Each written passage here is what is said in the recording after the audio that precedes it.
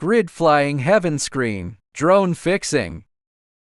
Connecting the light strip to the integration box.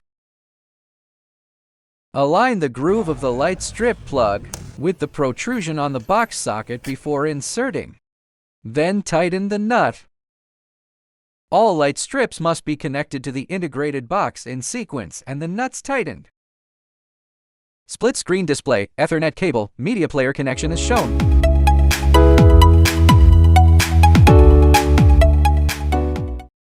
Takeoff preparations. 1. The playback unit must be secured to the integrated housing using a fixed tether. 2. Secure the screen's ends with slightly wider and heavier rod-like objects. 3. Secure one steel pipe to the integration box with steel wire ropes. Then tie it to the drone with steel wire ropes. The threaded steel rope that has been threaded is fixed with split nuts. It is recommended to use 2.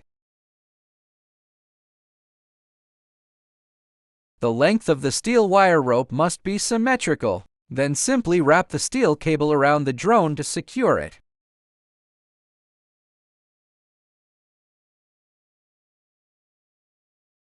Finally, press all buttons on the integrated unit to commence display.